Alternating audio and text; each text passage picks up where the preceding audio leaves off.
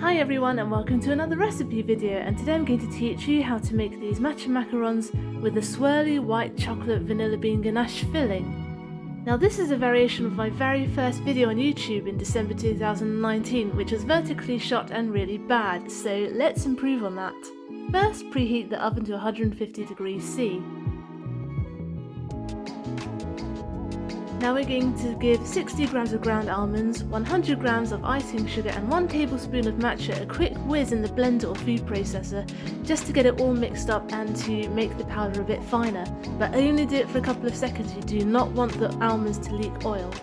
Right, now that you've done that, we're going to sieve it. The finer and lighter the powder, the more smooth and beautiful your macaron shells will be. And I'm going to do this until I have pretty much no more coarse powder left, or at the most a teaspoonful of coarse powder left, which I'm going to chuck away.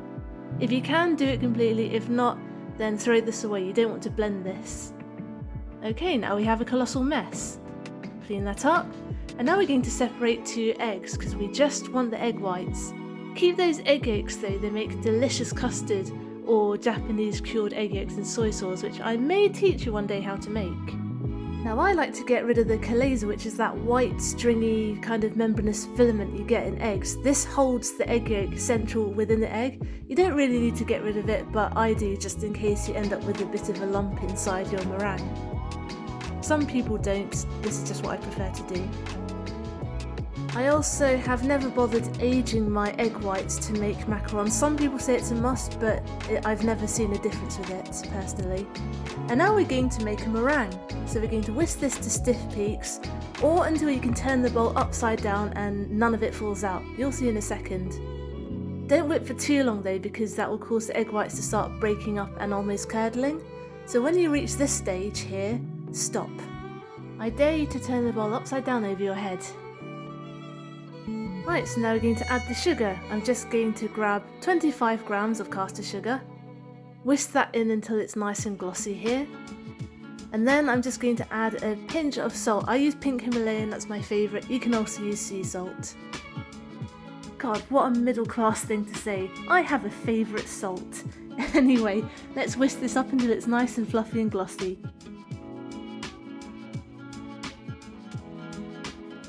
And now we're going to fold the egg whites into the almond mixture, and this is called macaronage. This is the technique of creating the macaron batter. And we're going to use a gentle cutting and folding motion because we don't want to lose too much of that air, but we do want to lose just enough of it so that we have a pipeable batter. We want it to end up like the texture of lava, which we'll see in a minute. It will seem a bit dry at first, but keep going, keep folding, and do not be tempted to stir. Fold it gently until you have lava. If you can draw the figure of 8 by picking up the batter and drizzling a line of 8, then that's a good indication of it being ready too. Right, so I've got a baking tray lined with non-stick baking parchment. This is reusable stuff, good for the environment. And I'm going to totally fail at showing you how to pipe because my clamp stand is right above my arms, so I found it really awkward. So here's one I prepared earlier. And what I'm doing now is I'm bashing it against the counter and then giving it a good tap to bash out those air bubbles inside. This gets rid of the big ones. And then working relatively quickly, I'm just taking a toothpick and I'm popping any of those remaining bubbles that have come to the surface but haven't popped yet. Don't worry about it being uneven. If you're working quickly, then the mixture will still be liquid enough to smooth itself back over, especially if you give it an extra tap. Right, now you need the surface to dry to create those frilly feet. I cheat by using the coldest setting on my hairdryer, which just takes a couple of minutes so I can pop it straight in that preheated oven. Now I'm going to bake them for 10 to 15 minutes. Look at them rise, beautiful. Now I'm just going to let them cool, and once they're cool you should be able to easily peel them back from the baking paper.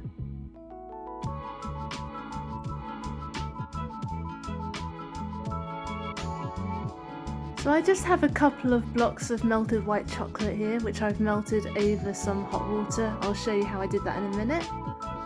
And I'm just going to stick these icing flowers onto half of the macarons. This is purely optional, and to be honest a bit of a faff, but you know, I like to make my life harder. They do look cute though.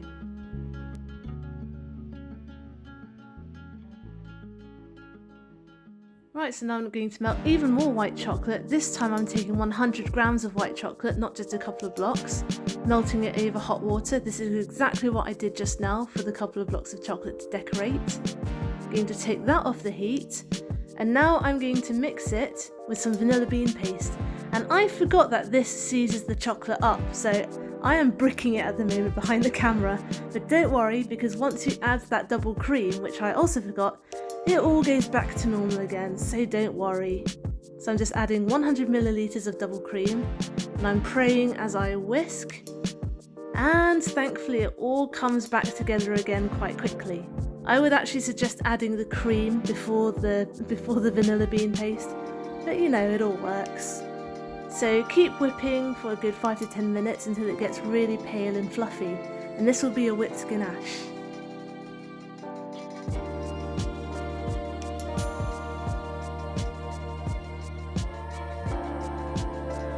Lovely. Now that that's done, this part's totally optional, but I like doing it. I like to split it into 2 bowls, and then into one I'm going to add 1 teaspoonful of matcha and mix it up, so then I can create a sort of swirly, half matcha, half plain white chocolate filling. Just get it nice and even so you have more or less exactly half of each.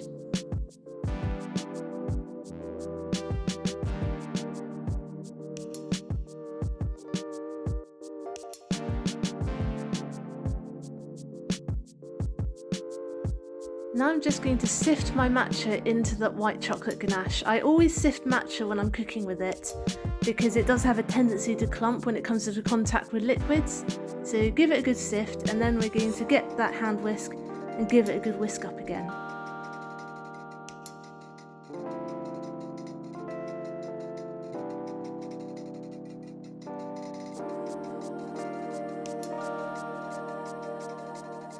Now that we've got our 2 ganaches, I'm going to cover them up and then pop them in the fridge for about an hour or until they've thickened up enough to be pipeable.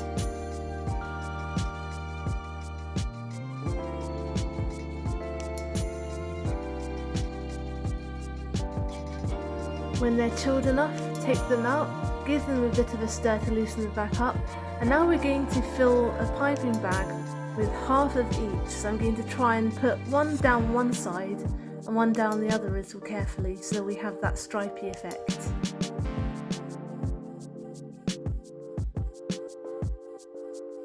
And now for my favourite part, filling the macarons with that ganache. So I'm going to pipe a generous amount into the centre of each and then sandwich them together.